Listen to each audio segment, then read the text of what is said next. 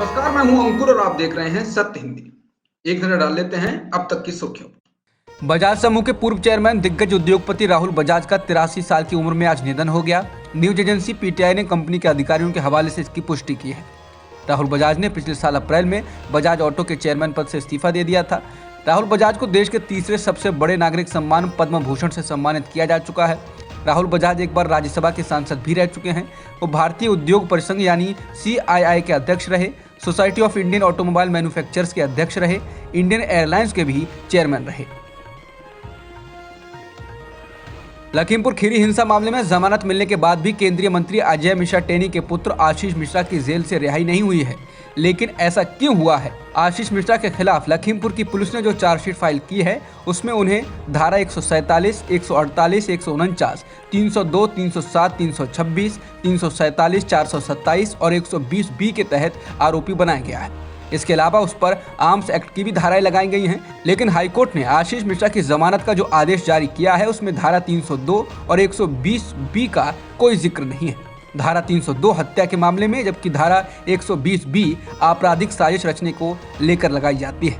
क्योंकि ये दोनों ही धाराएं जमानत के आदेश में नहीं हैं, इसलिए आशीष मिश्रा की रिहाई अभी नहीं हो सकती है। आशीष मिश्रा के वकील ने कहा कि वो इस मामले में फिर से हाईकोर्ट में अपील करेंगे और अनुरोध करेंगे कि जमानत के आदेश में इन दोनों धाराओं को भी जोड़ दिया जाए। इसलिए अदालत का संशोधित आदेश आने में कुछ वक्त लग सकता है और उसके बाद ही आशीष मिश्रा की जेल से रिहाई हो पाएगी।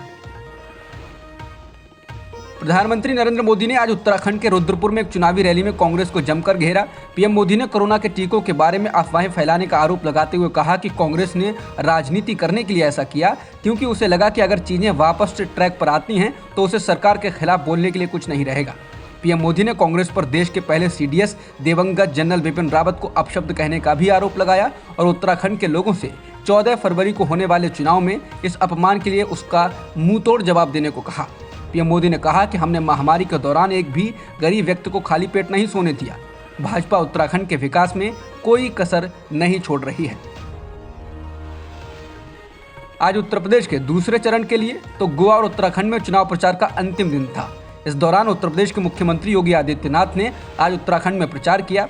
सीएम योगी आदित्यनाथ ने प्रचार के दौरान कांग्रेस पर जमकर हमला बोला और कांग्रेस पर हिंदू विरोधी होने का आरोप लगाया। उन्होंने कहा कि कांग्रेस में तो ये होड़ मची हुई है कि हिंदुओं को कितना अपमानित करो। जिनको खुद ही नहीं मालूम कि वो हिंदू हैं या नहीं, वे ही हिंदू की परिभाषा बोल रहे हैं। उत्तराखंड के मुख्यमंत्री पुष्कर सिंह धामी ने चुनाव से पहले वादा किया है कि राज्य में बीजेपी की सरकार बनते ही यूनिफॉर्म सिविल कोड लाया जाएगा। उनकी ये घोषणा तब आई है जब एक दिन बाद ही यानी सोमवार को राज्य में मतदान होना है।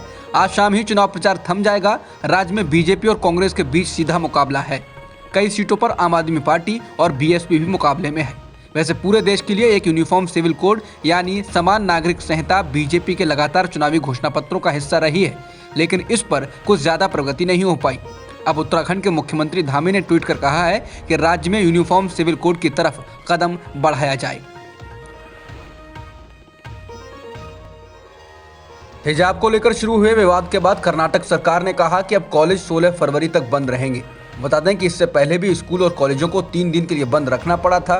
राज्य सरकार ने आदेश दिया है कि इन कॉलेजों के खुलने तक यहां ऑनलाइन पढ़ाई कराई जाए।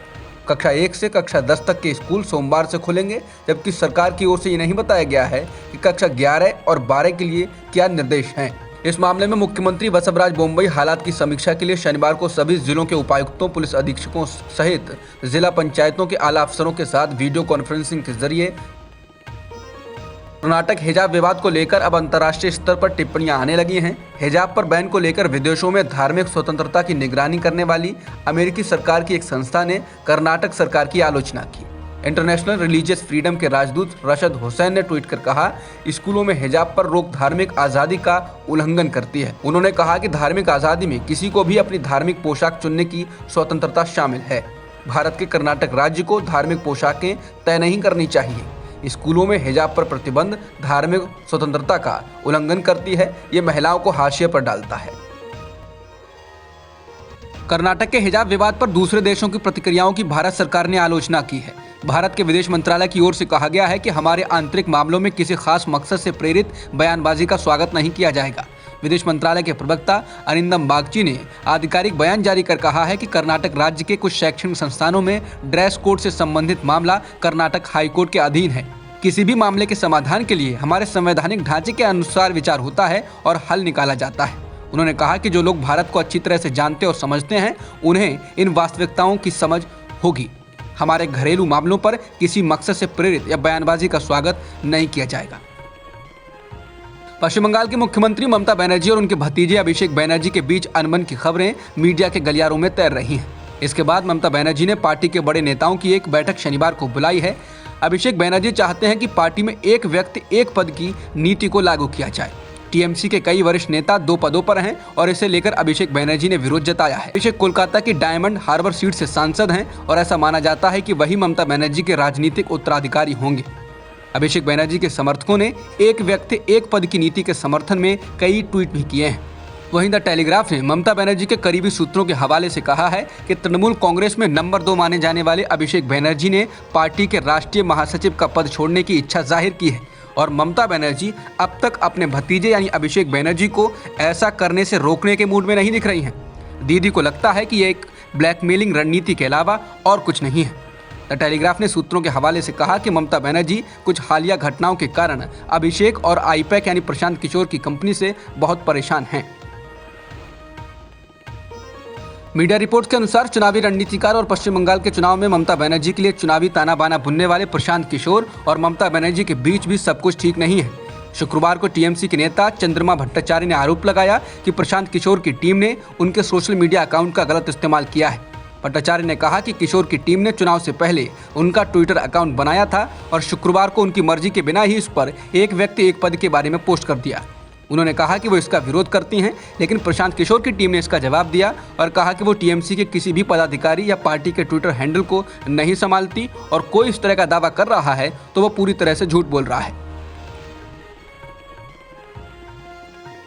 आईपीएल के लिए हो रही नीलामी के दौरान ईशान किशन को मुंबई इंडियंस ने 25 करोड़ 25 लाख रुपए खर्च करके अपने साथ जोड़ लिया है। ईशान किशन आज की नीलामी में सबसे महंगे खिलाड़ी बन गए हैं। ये युवराज सिंह के बाद आईपीएल इतिहास के दूसरे सबसे महंगे खिलाड़ी भी हैं। ईशान किशन के अलावा भारतीय ऑलराउंडर हार्दिक पांड्या के भाई और स्पिन के साथ साथ बल्लेबाजी करने वाले कृणाल पांड्या को लखनऊ सुपर जायंट्स ने 8 करोड़ 25 लाख रुपए में अपने साथ जोड़ लिया। उनके भाई हार्दिक गुजरात टाइटंस के कप्तान हैं। श्रेयस अय्यर को 12 करोड़ 25 लाख में केकेआर ने अपने साथ जोड़ा। शिखर धवन को 8 करोड़ 25 लाख रुपए में पंजाब किंग्स ने खरीदा। वहीं केकेआर के पूर्व कप्तान दिनेश कार्तिक को आरसीबी ने 5 करोड़ 50 लाख रुपए में अपने साथ जोड़ लिया।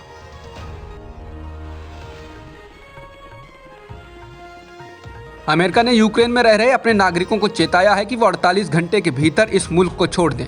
अमेरिका ने कहा कि रूस कभी भी यूक्रेन पर हमला कर सकता है। बता दें कि लंबे वक्त से इस बात की आशंका जताई जा रही है कि रूस यूक्रेन पर हमला कर सकता है। अमेरिका ने कहा कि रूस का यह हमला हवाई बमबारी से शुरू हो सकता है और तब उनके नागरिकों का वहां से निकलना मुश्किल हो जाएगा और उनका जीवन खतरे में पड़ सकता है।